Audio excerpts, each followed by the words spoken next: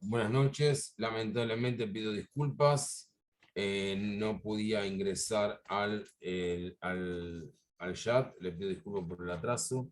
Vamos inmediatamente a dar inicio al shiur de hoy. Parsha Vayeshev, como escribí como fue la propaganda creada por nuestro creador Aipinjas, Padres, tiempo de educación.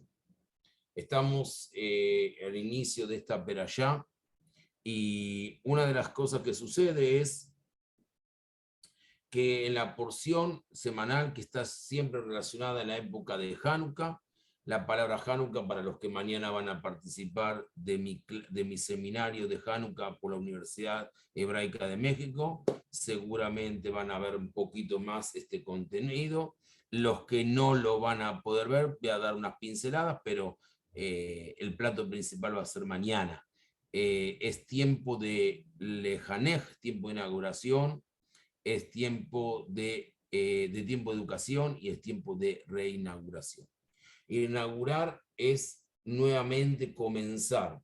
Cada etapa de educación es una etapa nueva que inauguramos, es una etapa de crecimiento, una etapa de la vida. Hay etapas de la educación cuando son pequeños, después cuando son preadolescentes, están en la escuela primaria, después cuando son un poquito preadolescentes, un poquito con mayor responsabilidad, que están en la época de la secundaria, iniciando la secundaria, después más adolescentes, cuando ya están terminando el secundario. Después viene esa etapa intermedia entre adolescencia y una adultez prematura, que es la etapa de salir secundario y escoger la carrera de educación, etcétera, etcétera. Pero aquí encontramos, lamentablemente, uno de los errores de muchos de los padres, que a veces manifestamos ciertas, no es que queremos más un hijo que otro, sino que a veces hay etapas de nuestra vida donde nos reflejamos cuando tenemos muchos hijos, más con un hijo que otro. Capaz que vemos en algún hijo de nosotros algún indicio de lo que nosotros éramos en la juventud o cuando éramos un poquito más adultos, etcétera, etcétera, y a veces eso se confunde y creamos actitudes, principalmente cuando son varios hijos, de diferencia. Siempre me recuerdo que cuando yo hacía un viaje afuera del país, trabajando en mi época de rabino en Brasil, al regreso siempre traía para todos los hijos los presentes y que todos tengan más o menos el mismo valor y que todos tengan la misma importancia. Y cuando hacía cumpleaños uno, le regalaba uno, pero los demás recibían también algo. Y cuando el que recibía algo y hacía el cumpleaños, siempre había una diferencia entre el que hacía el cumpleaños y el otro, pero el otro no quedaba con las manos vacías por esa sensación a veces de vacío que tiene un hermano cuando ve el cumpleaños. Pero aquí vemos que dice que Jacob amaba a Yosef, que era el hijo de su vejez. Tendríamos que decir amaba a Binyamin, porque Binyamin fue el último hijo que él tuvo y después de ese hijo murió su esposa, su esposa de Rachel, la persona más amada. Dice que Binyamin se traduce como el hijo de la derecha. Verdaderamente es una transformación de la palabra Ben-Oni, que quiere decir el hijo de la aflicción, del hijo de la pobreza, porque él quedó pobre espiritualmente al morir la mujer que más amaba. Ahí tiene Binyamin. Entonces, ¿por qué dice Yosef? Es decir, capaz que lo que ve en Yosef es lo que él era. Él en su juventud era un soñador, era una persona que simple, que soñó al salir de la tierra de Israel escapando de Saf, soñó cuando estaba en la casa de Labán, soñó o tuvo un sueño despierto cuando luchó con el ángel de Saf, y Yosef sigue los mismos principios. Yosef tiene el conflicto con sus hermanos, como Jacob lo tuvo con Esaf, y en menor medida Ismael con Isaac. ¿Por qué en menor medida? Porque Ismael era hijo de diferentes madres de Isaac. Isaac tenía dos hijos, Esaf y Jacob eran hijos de la misma madre. Yosef dice, Divatam, que no hablaba bien de los hijos de Silpá y de Bilá. No es que no habla de los hijos de Lea, bien de Lea, los hijos de, entonces después no podemos entender por qué Reubén y Shimón y Eudá, que eran los hijos de Rachel, entraron en la jugada. Verdaderamente los hijos de Bilhah y Silpán eran los hijos de las concubinas. Había una cierta rivalidad, un cierto aspecto de no por parte de Yosef, sino por parte de los hermanos, pero también por parte de Yosef había una actitud de demostrar diciendo, bueno, nosotros somos los hijos de las verdaderas mujeres de mi padre y ustedes son los hijos de las empleadas de la madre de mi madre. Es decir, lamentablemente parece discriminatorio, pero era el mensaje, parecía. Era un joven, un soñador. Y los jóvenes soñadores muchas veces no miden las palabras. Entonces, ¿cuál es el tema de las historias de Génesis? Vamos a tratar de entender dos ideas. ¿Cuál es el tema de las historias en el libro de Génesis, en el Bereshit, y cuáles los finales improbables y la derrota de la desesperación? Una de las preguntas más fundamentales sobre la Torá termina siendo una de las más difíciles de responder. Desde el llamado de Dios a Abraham en el libro Génesis capítulo 12, hasta la muerte de Yosef en el libro Génesis capítulo 50, ¿cuál es el principio religioso que se enseña? ¿Cuál es el valor del concepto filosófico de la religión judía que nos enseña? ¿Qué es lo que nos dice en realidad toda la serie de relatos sobre Abraham, Isaac y Jacob y sus esposas junto con los hijos e hija de Jacob? Es decir, Jacob tenía una hija, Dinah. Abraham trajo el monoteísmo al mundo, lo que había olvidado. Pero ¿dónde vemos esto en el texto de la Torá? El problema es el siguiente. Los primeros 11 capítulos del libro Génesis nos enseñan mucho de los fundamentos de la fe. Que Dios creó el universo y vio que era bueno, que Dios creó al ser humano a su imagen y semejanza, y que Dios nos dio la libertad, el libre albedrío, y por ende el atributo de hacer no solo el bien, sino también lamentablemente el mal. Que el bien es premiado, el mal castigado, y que somos moralmente responsables de nuestras acciones. Los capítulos 8 y 9 señalan además que Dios hizo un pacto con Noah y a través de él con toda la humanidad. Asimismo podemos recalcar lo que nos enseña el resto de la Torá, desde Éxodo hasta Deuteronomio, es decir, desde el segundo libro de la Torá hasta el quinto, que Dios rescató al pueblo de Israel de la esclavitud, encaminándolos a la libertad y a la tierra de promisión, a la tierra prometida. Que Dios hizo un pacto con la totalidad del pueblo en el monte Sinai, con sus 613 preceptos y ordenanzas, y que la finalidad es la de establecer a Israel como un reinado de sacerdotes y una nación santa. Mamlechet Kohanim Begoy Kadosh, capítulo 19 del libro Éxodo. En síntesis, Génesis de 1 a 11 trata de la creación, libro Éxodo de Éxodo de Deuteronomio trata de la revelación y por supuesto de la redención. Entonces, ¿qué nos queda entre el capítulo 12 del libro Génesis al capítulo 50? ¿Cómo lo podemos denominar? ¿Cómo lo podemos determinar? Abraham, Isaac y Jacob, los tres patriarcas, el fundamento, el triángulo en el cual está sustentada esa fe de Am Israel. Todos ellos reconocieron a Dios, pero también lo hicieron algunos no judíos, como Malquisedec, el rey justo, contemporáneo de Abraham, descrito como sacerdote de Dios el Altísimo, en el capítulo 14, versículo 18, cuando dice Malquisedec Melech Irshalem, Irshalem es Jerusalén, el rey de la ciudad plena, de la ciudad completa. Entonces ahí viene el nombre de Jerusalén.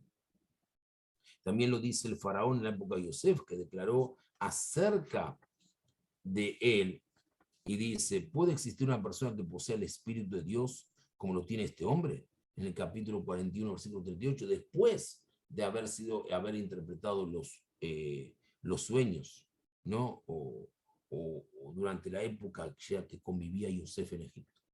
Dios le habla a Abraham, Isaac y Jacob, pero también lo hace con Abimelech, el rey de Gerar, en el capítulo Génesis, capítulo 20, versículos 3 al 7, y con Labán en el capítulo 31, 24, cuando dice, no hagas daño a Jacob. Entonces, ¿qué es lo que tienen en especial los patriarcas? Vemos que muchos de los eventos que los patriarcas vivieron, también lo vivieron los otros personajes del Tanaj. No parecen enseñar un nuevo principio de la fe. salvo con el tema de la procreación y al salvarlos de diversos peligros. Dios no produce milagros trascendentales a través de ellos. Tampoco transmiten profecías a las personas de su generación, salvo en una insinuación ambigua, cuando la Torá dice que Abraham llevó consigo en su travesía las almas que había recogido. Capítulo 12 del versículo 5 del libro Bereshit, del libro Génesis. Que podría referirse a las personas que habían sido convertidas, o quizás también a sus sirvientes. No atrajeron a ningún discípulo. No hay nada explícito en el texto que indique que trataron de persuadir al pueblo sobre la verdad del monoteísmo o que deban luchar contra la idolatría. Lo más cercano a este tema es la historia de cuando Rachel roba los terafim, los idolitos de su padre, y lo vemos en el capítulo 39, versículo 19 del libro Bereshit, del libro Génesis, que pueden, o capaz que no eran ídolos, capaz que eran muñequitos, capaz que eran recuerdos, capaz que eran souvenirs, pero la dicen terafim y le da un mensaje especial. Lo cierto es que el tema más persistente de la historia de los patriarcas se refiere a las dos promesas que Dios le hizo a cada uno de ellos, que tendrán muchos descendientes y que heredarán la tierra de Canaán, lo que lo llamará luego la tierra de Israel, la tierra de promisión, la tierra prometida. Pero también Dios también hizo promesas a Ismael y a Esaf, a Ismael y a Esaú. Y la Torá parece querer enfatizar que estas serían cumplidas antes que las promesas a los hijos del pacto. Así lo podemos ver en el libro Génesis, capítulo 25, versículos 12 al 18. Sobre el relato de los hijos de Ismael, y cuando habla de los hijos de Esaf, en el capítulo 36, no los hijos de Esaf, los descendientes de Esaf. Sobre los hijos de este último de Esaf, por ejemplo, dice, estos son los reyes que gobernarán la tierra de Edom, antes de que reinara cualquier rey de los israelitas. Esto lo vemos en el libro Génesis, capítulo 36, versículo 31. Por lo tanto, la pregunta es real y desconcertante.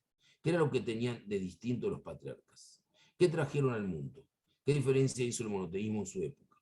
Hay una respuesta, pero inesperada. Un tema parece que, y no menos de 6, y posiblemente hasta 7 oportunidades, en cualquier ocasión que un miembro de la familia del pacto deja su espacio propio y entra en el mundo de sus contemporáneos, se encuentra con un clima de libertinaje sexual.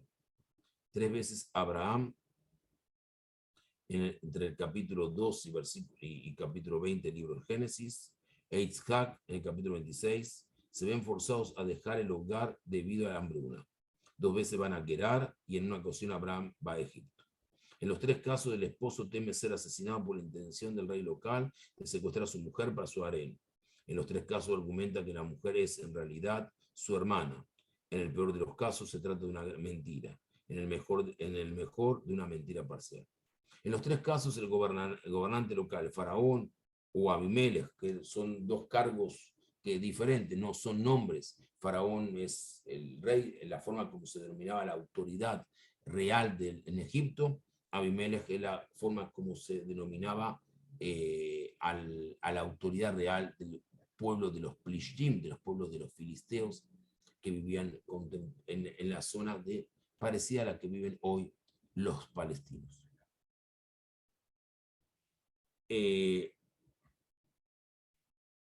Protestan en los 3 casos. El gobernante local protesta por su comportamiento engañoso cuando se enteran de la verdad de la historia. Claramente el temor a la muerte era real. Si no, los patriarcas no habrían orquestado esa decepción. Y el cuarto caso es el de Lot en Sodoma, capítulo 19 del libro Génesis. Cuando una turba rodea la casa de Lot exigiendo que entreguen a los 2 visitantes para ser violados. Lot les ofrece sus hijas vírgenes en cambio. Solo una veloz acción de los forasteros, eran mensajeros, eran ángeles, resuelve la situación de violencia de la familia cegando a los atacantes. En el quinto caso, en el libro de Génesis 34, Shechem, un príncipe local, captura y viola a Diná, la única hija mujer, cuando iba a visitar a algunas de las niñas del lugar. La mantiene en cautiverio, obligando a que Shimón y Leví, sus hermanos por parte de madre, utilicen el engaño y derramamiento de sangre con el fin de rescatarla. El sexto caso es marginal. Génesis 38, la historia de Yehudá y Tamar, más compleja que las anteriores y no sigue el mismo esquema. Por último, el sexto caso, o mejor dicho, el séptimo caso, que es el de nuestra perayá, es el de nuestra porción, involucra a la esposa de Potifar, que intenta infructuosamente seducir a Yosef, por lo que ella lo acusa de violarla, y esto le causa que lo envíen al calabozo, a que pase un tiempo en la cárcel Yosef. En otras palabras, hay un tema continuo entre el capítulo 12 y capítulo 50 del libro Génesis. El contraste entre la gente del pacto abrámico y sus vecinos, pero no sobre el tema de la idolatría, sino más bien sobre el adulterio, la promiscuidad, la licencia sexual, la seducción, violación y violencia motivada por lo sexual. La narrativa patriarcal es sorprendente. Parecía la visión de Freud, en que el eros es una de las dos pulsiones, la otra es Thanatos, el instinto de la muerte, que domina el comportamiento humano y la visión de por lo menos uno de los psicólogos evolucionistas, David Ruth, en su libro La evolución del deseo y el asesino al lado, de que el sexo es el principal causante de la violencia entre los seres humanos. Esto nos da una visión totalmente diferente acerca de la fe de Abraham, lo que llamamos la emuná. La palabra hebrea, que generalmente se traduce como fe, no tiene el mismo significado que en otros idiomas. Un corpus de dogma, una serie de principios, un conjunto de creencias frecuentemente expresadas en términos no racionales. Emuná significa lealtad, fidelidad, honrar los acuerdos, cumplir con lo que se le prometió, hacer y actuar de manera de inspirar confianza.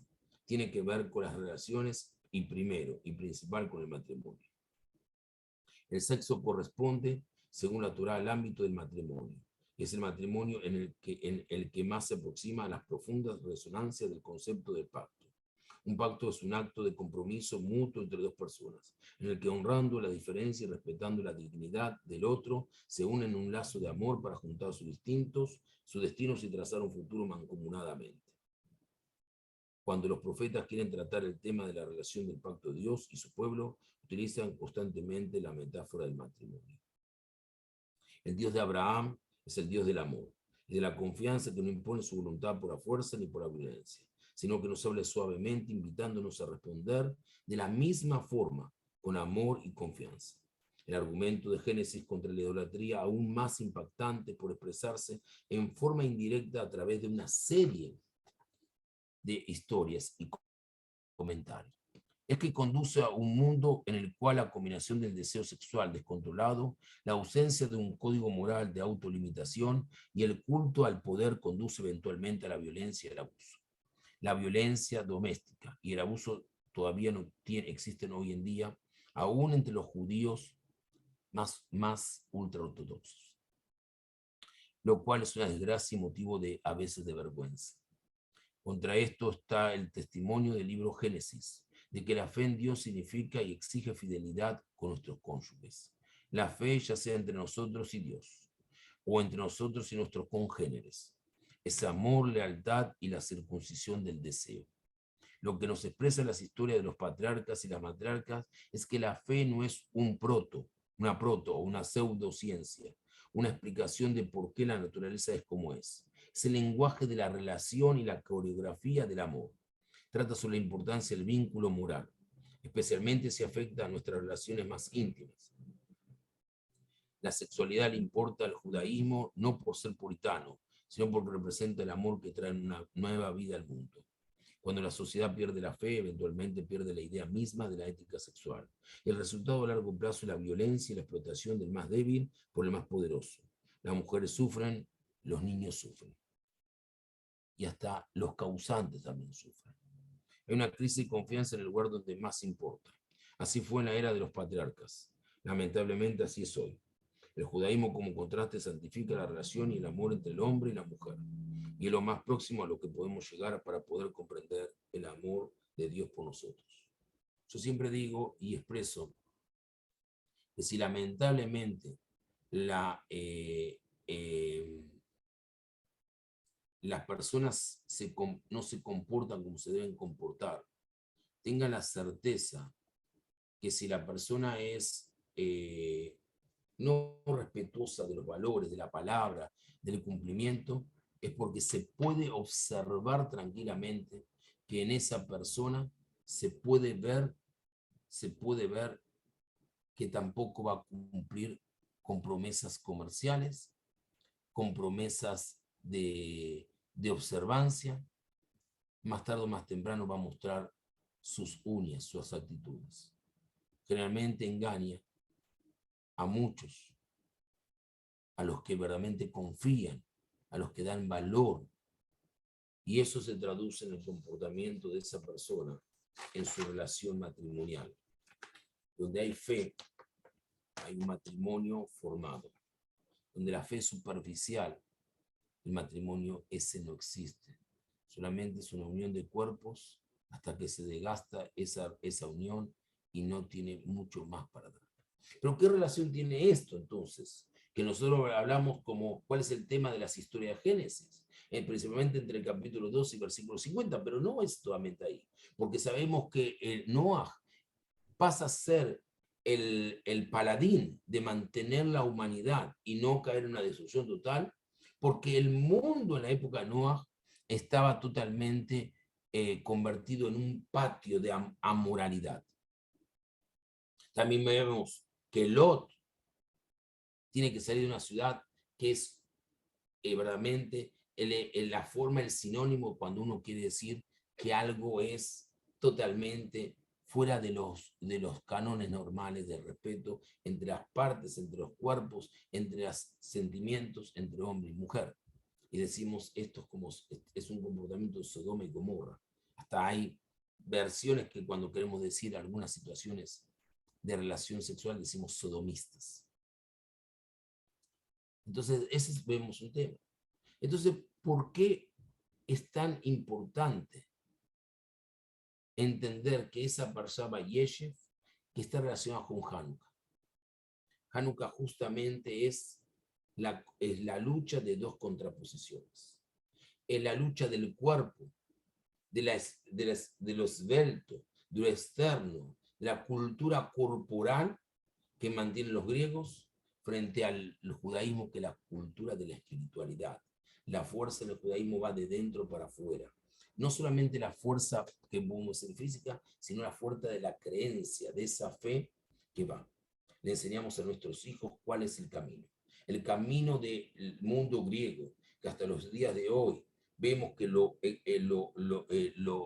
exitoso es lo que tiene perfección, el cuerpo humano, y también, ¿por qué no?, pensar en esas famosas razas arias, donde había que hacer la raza de ojos celestes, cabello rubio, de un cierto tamaño alto, la perfección, y todo lo demás entraba en el desecho del ser humano y había que exterminarlo. Y así se construyeron cientos de campos de exterminio, guetos y campos de concentración. O lo que es la cultura del conocimiento, de la llama de Hanukkah, que a pesar de un pequeño jarro de aceite, está ahí presente, iluminando cada instante de nuestra historia. Aunque haya una oscuridad muy profunda, muy densa, esa luz, esa pequeña luz de ese candelabro, marcaba la importancia de lo que es la verdadera bandera de la continuidad del pueblo judío, la educación. La educación, y que convirtiera cada establecimiento educativo en un templo, en un Beit HaMikdash. Convertir nuestras casas, porque la educación comienza en nuestra familia, en nuestros hogares. En el colegio se informa y se refuerza la formación de los padres, pero es donde en la casa, en los valores, en las actitudes, en el comportamiento, en la transmisión, en la coherencia, en la observancia, es lo que hace que el pueblo judío tenga la continuidad que debe tener continuidad. Señores, esa luz de la menorá, que parecía que se iba a apagar, que no iba a soportar, mostró el milagro de la continuidad del pueblo judío. Todavía el mundo anda disperso buscando la perfección corporal, cuando nosotros estamos buscando la unión con nuestros valores más místicos a través de la educación. La palabra jinuj, La palabra jinuj en hebreo tiene la misma raíz de Hanukkah. Jinuj es la base, como dice en mi cartel que está atrás. Educación es todo aquello que quedó después de haberme olvidado todo aquello que aprendí. ¿Qué es lo que queda? Son los valores. Entonces, si todos son los valores, vamos a ver cuáles son los finales improbables y la derrota de la desesperación. Vivimos la vida mirando hacia adelante, pero solo la comprendemos viendo hacia atrás. Nuestra vida día a día parecería una secuencia de eventos aleatorios, sin sentido, una serie de hechos accidentales y casuales que no tienen forma ni lógica interna, un embotellamiento que nos hace llegar tarde a una reunión importante, un comentario al pasar que puede ofender a una persona de manera que nunca hubiéramos deseado, pero por muy poco no pudimos conseguir un puesto laboral muy ansiado. La vida como la experimentamos parece coincidir con la definición de Joseph Heller de la historia, una bolsa de residuos de coincidencias aleatorias lanzada al viento. Pero mirando hacia atrás, todo empieza a tener sentido. La oportunidad perdida llevó a otra aún mejor. La vergüenza que sentimos por el comentario ofensivo, involuntario, nos enseñó a ser más cautelosos en el futuro con lo que decimos. Nos enseñó a mejorar nuestra habla, a pensar antes de expresar. Nuestras fallas, vistas retrospectivamente años después, resultan ser nuestras experiencias educativas más profundas. ¿Y por qué no tener esas experiencias educativas cada año mejoradas, cada vez que nos paramos frente al candelabro de la menorá de 8 brazos y tratamos de sentir cómo esa menorá, cómo ese abrazo puede ser algo más importante para nuestras vidas, algo que nos permita crecer? Conversaba esta semana con 2 personas con las cuales comparto muchos de los proyectos para que muchos de ustedes se vean beneficiados, Ariel y Pinjas, que hay momentos donde uno no puede seguir sosteniendo con la mano a adultos que se comportan como muy pequeños en todo sentido, en lo psicológico y en lo físico, y siguen queriendo ser adultos, reclamando como pequeños y no reconociendo sus errores. Señores, eso es la falla de la educación. Y perdónenme lo que voy a decir, muchas veces pensamos que la observancia total de los preceptos va a haber un cambio general en nuestra vida. No, la observancia de los preceptos lo que nos va a permitir es sustentar un crecimiento cuando tenemos la madurez suficiente para entender que cuando estamos cerrados, decir perdón no es un acto de humillación, es un acto de grandeza. Que a veces evitar una reunión donde sabemos que puede terminar en un conflicto y desgastarnos psicológicamente no es un acto de cobardía, es un acto de sabiduría, porque evitamos los confrontos, y los confrontos que muchas veces, por no decir casi todas las veces, no deja ningún ganador, siempre hay un perdedor. ¿Y cuál es el perdedor? Cada uno desde la visión que se encuentra. Señores, Génesis nos enseña a entender que los comportamientos y las conductas, ya de solamente observarla, nos puede decir cuál va a ser su final.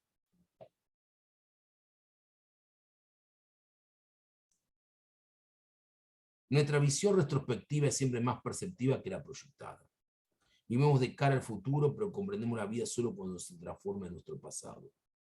En ningún lugar se presenta esto más claramente que en la historia de Yosef, en la historia de José, en la porción de la Torá de esta semana, en la porción semanal, en la Perashá Vayeshev. Jacob dice, ya está, me puedo jubilar, ya tengo 100 años, un poco 108 más o menos,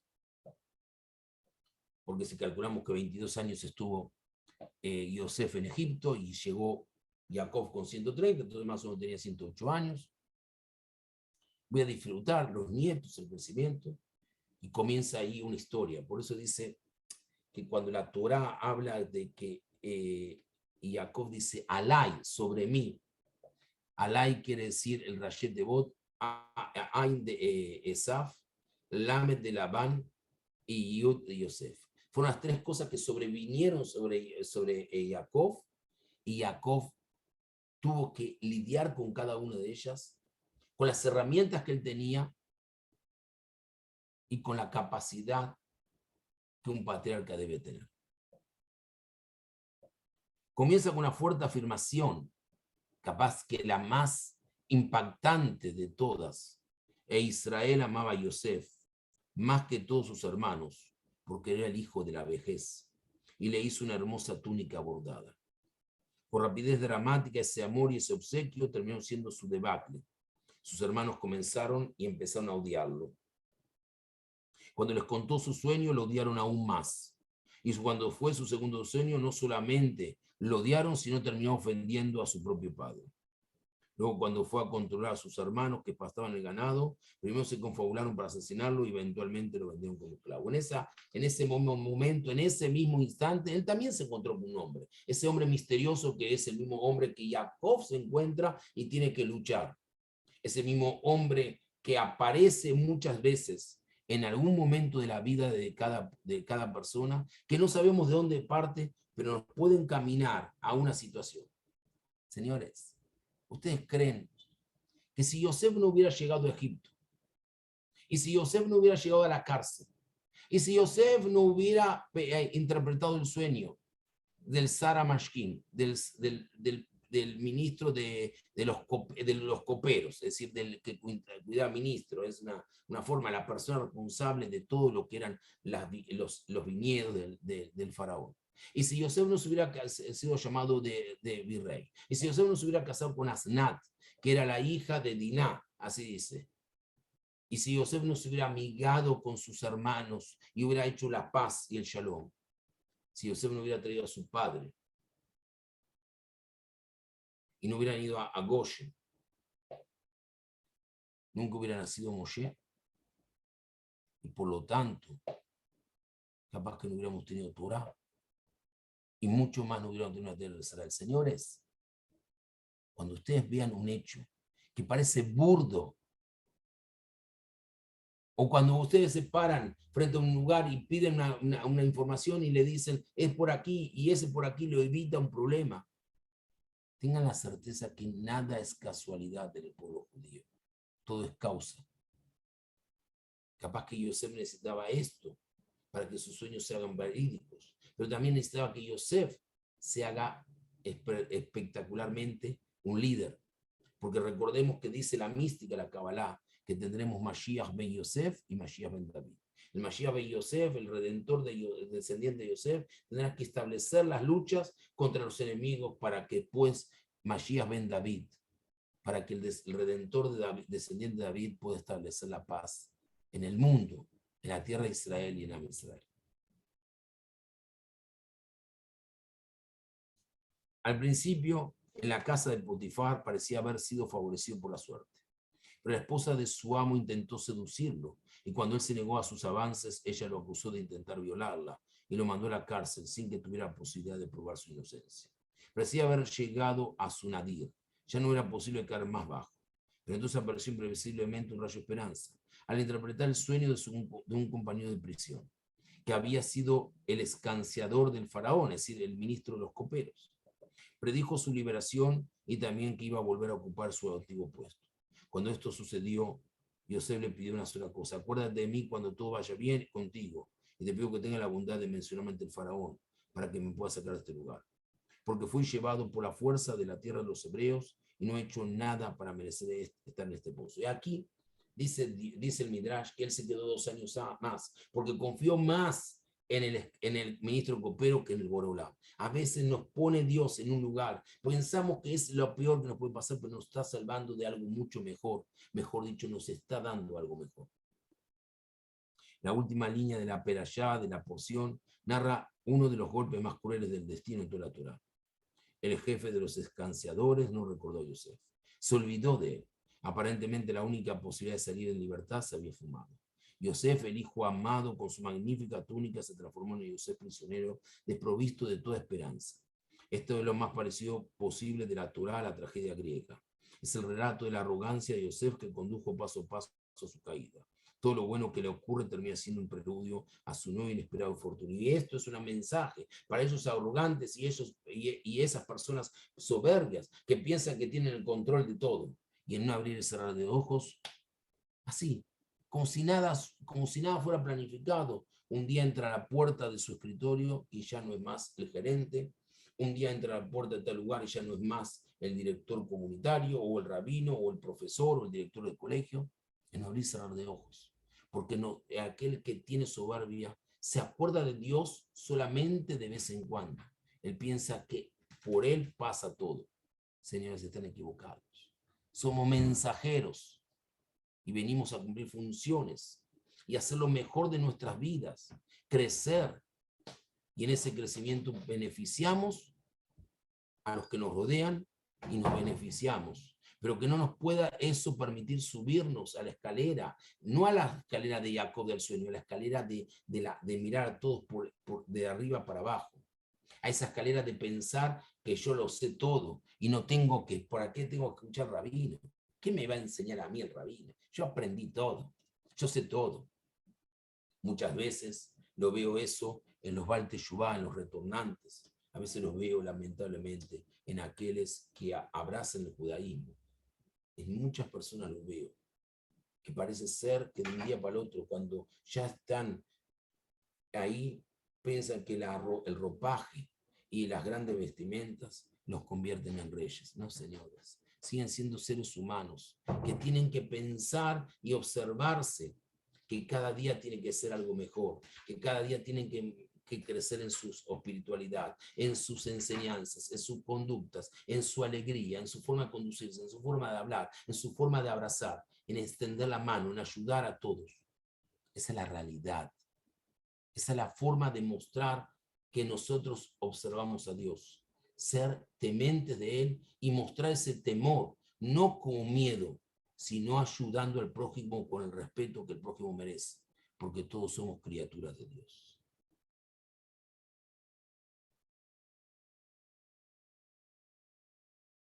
Es el relato de la arrogancia, como dije, de Yosef, que condujo paso a paso su caída. Todo lo bueno que le ocurre termina siendo un preludio a su nuevo e inesperado infortunio.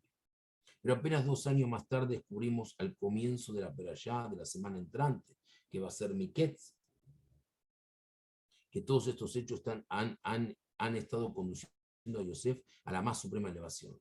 El faraón lo nombra virrey de Egipto, el imperio más grande de la antigüedad, le entrega su propio anillo con el sello real, lo viste con indumentaria majestuosa, es una cadena de oro y lo pasea en carruaje de aclamación de masas. Pero antes de eso, Yosef cambia. Cuando dice, tú eres la persona que está presagiando, dice, no, que está dentro de nuestros sueños, no, es Dios, Elohim, que está poniendo las palabras en mi boca. Él reconoce que no es él el que interpreta, es que Dios es el mensajero de Dios que viene a ver a partir de su corporalidad y su capacidad lo que Akadosh Baruj Hu quiere que haga. Ahí entendemos la función que cada uno cumplimos, el shaliach, el mensajero. Cuando abrazamos a un amigo, cuando le ayudamos, eso no está haciendo porque solamente estamos trabajando en nuestra naturaleza y somos mejores y eso alegra al Boreolá. También estamos cumpliendo misiones, estamos haciendo las respuestas a las oraciones que le hacemos a Dios y esas respuestas nos permiten, nos abren las puertas. ¿Para qué? Para hacer los demás. Pero algo más, hay que ser agradecido. Pero el otro que está cumpliendo la función no piense que se convierte en dueño de la situación. Si está haciendo algo que Dios lo está beneficiando a él, capaz que a través de esa buena conducta él va a crecer, va a mejorar, va a aprender, va a ser mejor ser humano. Y el que recibe ese beneficio se va a dar cuenta de la importancia de la oración y de la observancia.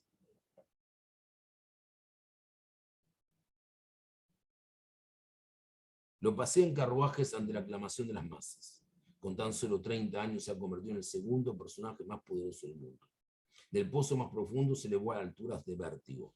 Pasó de la nada a ser héroe, de la mañana a la noche. Lo impactante de la manera en que esta historia es relatada en la Torá es que está estructurada para conducirnos a nosotros, los lectores, en una dirección contraria, para allá, porción, Vayeshev, tiene forma de tragedia griega. Después sigue Miquetz y nos muestra que la Torá tiene una visión totalmente diferente. El judaísmo no es Atenas, la Torá no es Sófocles, la condición humana no es inherentemente trágica, los héroes no están destinados a caer. Como decía ese famoso film italiano, La caída de los dioses. La razón de todo esto es un tema fundamental. El antiguo Israel y la Grecia de la antigüedad, las dos grandes influencias de la civilización occidental, tuvieron una comprensión radicalmente diferente y distinta del tiempo y la circunstancia. Los griegos creían en Moirá o Ananké, el destino ciego. Pensaban que los dioses eran hostiles o los menos indiferentes a la humanidad, por lo que no había forma de evitar la tragedia si el destino así lo había decretado. Los judíos creían y aún creen que Akadosh Baruj Hu, que Dios, está con nosotros mientras transitamos a través del tiempo. Algunas veces sentimos que estamos perdidos, pero luego descubrimos, como le ocurrió a Yosef, que él había estado guiando nuestros pasos en todo momento. Inicialmente Yosef tuvo falencias de carácter, pero su aspecto era vanidoso y le llevó a su padre informes maliciosos acerca de sus hermanos. Su narcisismo lo llevó a los avances de la mujer de Potifar, pero la historia de la cual formó parte no fue una tragedia griega. Hacia el final, la muerte de Yosef aparece en el último capítulo de Génesis, se había transformado en una persona completamente distinta, que perdonó a sus hermanos, que los abrazó por el crimen que cometieron contra él, que salvó a toda la región del hambre y de la inanición, en el que la tradición judía lo denomina a él como Yosef Atzadik, Yosef el justo. No creas que puedes comprender la historia de tu vida en la mitad del tiempo transcurrido. Esta es la lección de Yosef. A los 29 años se podía pensar que su vida era un fracaso total. Odiado por sus hermanos, criticado por su padre, vendido como esclavo, encarcelado por una acusación falsa y habiendo perdido la única posibilidad de ser liberado. La segunda parte de la historia nos muestra una faceta totalmente diferente de la vida de Yosef. Se convirtió en un relato de éxito sin precedentes, no solo político y material, sino también moral y espiritual. Se transformó en la primera persona que registra la historia en perdonar. Al salvar al imperio del hambre, fue el primero que hizo realidad la promesa de Akadosh Baruj Hu a Abraham. A través de ti, todas las familias de la tierra serán bendecidas. Libro Bereshit, libro Génesis, capítulo 12, versículo 3. No había forma de predecir cómo iba a terminar la historia en base a los hechos narrados en la porción Vayeshev, en esta porción. El punto de inflexión de su vida fue un evento altamente improbable, que escapaba a toda predicción, pero que cambió todo lo demás. No solo a él mismo, sino a un gran número de personas e incluso al curso eventual de la historia judía. La mano de Dios, la mano del Boreolam, la mano de Akadosh Baruj Hu, Hashem Idbaraj Ishtabach Shemu. Está presente aún cuando Yosef se sintió abandonado por todo ser humano que cruzó en su camino. Vivimos la vida hacia adelante, pero solo vemos el rol de la providencia divina en nuestras vidas mirando hacia atrás. Ese es el significado de las palabras de Dios a Moisés, cuando dice en el capítulo 33, versículo 23 del libro Éxodo, que él quería saber por qué la gente buena a veces sufría y la gente mala a veces tenía éxito. Y él dijo, podrás ver mi espalda, pero esta respuesta la tendrás cuando tú estés aquí arriba. O sea, tú podrás verme solo cuando mires hacia atrás. Vas a entender por qué los hechos sucedieron. Vos vas a entender cuando estés a mi lado, aquí a mi lado, por qué cada cosa tiene ese significado. En tú, como un simple mortal, por más que estás más cerca de Akadosh Baruj Hu, no tienes toda la capacidad para entender mi forma de ser. La historia de Yosef es exactamente contraria a la estructura narrativa del Edipo de Sófocles. Todo lo que Layo y su hijo Edipo hacen para impedir el destino trágico anunciado por el oráculo en realidad los hace más a su cumplimiento, mientras que la historia de Yosef, cada episodio que parece conducir a una tragedia, termina retrospectivamente siendo un paso necesario para salvar vidas y concretar los sueños de Yosef. El judaísmo es lo opuesto a la tragedia griega. Nos dice que cada destino maligno puede ser evitado. De ahí en los rezos de las altas fiestas, en Rosh Hashanah y Yom Kippur, que el arrepentimiento, rezo y caridad impiden ser condenado. Teshuvah, Tefilá y Tzedaká. Mientras que cada promesa bondadosa hecha a Dios nunca podrá ser anulada. De ahí que la idea de que cambia la vida. La desesperación nunca está justificada. Aun si alguna vida ha quedado con cicatrices por el infortunio, la será por el dolor y la posibilidad de ser feliz, parecería estar eternamente alejadas y siempre hay esperanza. El próximo capítulo de tu vida puede estar lleno de bendiciones. Puede ser como expresa la hermosa frase de Wordsworth, sorprendido por la alegría en un abrir y cerrar de ojos. Cada cosa negativa que te ha pasado es posible que sea el preludio necesario por las cosas positivas que te estarán por pasar, porque estás fortalecido por el sufrimiento que te ha dado el coraje de sobrevivir. Eso es lo que aprendemos de los héroes de la resistencia, desde Yosef hasta los sobrevivientes del holocausto en el día de hoy, que siguieron su camino, tuvieron fe y negaron la desesperación y tuvieron el privilegio de escribir un capítulo nuevo y diferente en el libro de sus vidas, y por qué no en el libro de la historia del pueblo de Israel, y por qué no en el libro de la historia de todo Am Israel, con la construcción y la creación del Estado de Israel. Visto desde la fe, la maldición de hoy puede ser el comienzo de la bendición de mañana. Es el pensamiento que puede cambiar la vida. El dolor de liberar un Beit HaMikdash profanado por los griegos y sentirse en la desesperación que solamente un frasquito de aceite era lo que quedaba, se convirtió en el milagro y la enseñanza para el futuro de todas las generaciones de Am Israel. En el momento de la desesperación, en el momento de la alegría transformada también con sentimientos de preocupación de cómo iban a conseguir mantener esa menorá, nos da a nosotros que una vez al año, durante 8 días, podamos abrir nuestras casas, pero no nuestras casas físicas, nuestras casas espirituales, convertirlas en un pequeño santuario, recordar la vida de Yosef a lo largo de la historia del pueblo de Israel, cantar Maot Zur, Anerot Alalu, recitar las bendiciones y decir que Hanukkah no solamente el milagro, la reflexión de cómo educar, cómo construir nuestro pequeño santuario, para recordar esas palabras que están en el libro Génesis, capítulo 25, perdón, el libro Éxodo, capítulo 25. Beazuli Mikdash, Be'shahanti Betoham. Y harán para mí un santuario para que viva en ellos.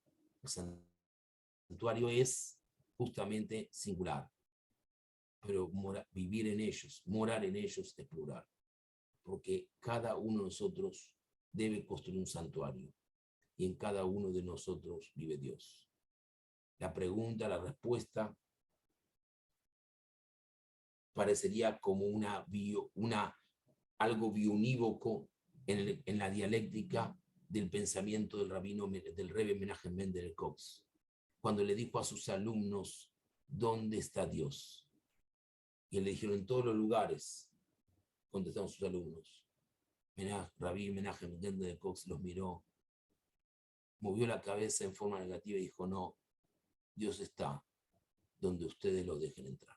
Buenas noches y a la espera de vuestras preguntas. Una vez más, muchísimas gracias y quiero dedicar este shiur exclusivamente hoy, sin nadie que se ofenda, porque yo sé que muchas veces me vienen a pedir bendiciones, pero esta vez lo quiero dedicar a mi abuela, de bendita memoria, a Rabbanit Itke Bat Rachel, que no solamente fue una mujer valiente, por lo que ella educó a su nieto y por lo que me dejó en impronta como ser humano, como judío, como temeroso Dios, sino porque fue una mujer valiente, como las mujeres que recordamos en Hanukkah, porque a pesar de haber perdido hijos, nunca dejó de amar a Dios. Buenas noches y los dejo con sus preguntas.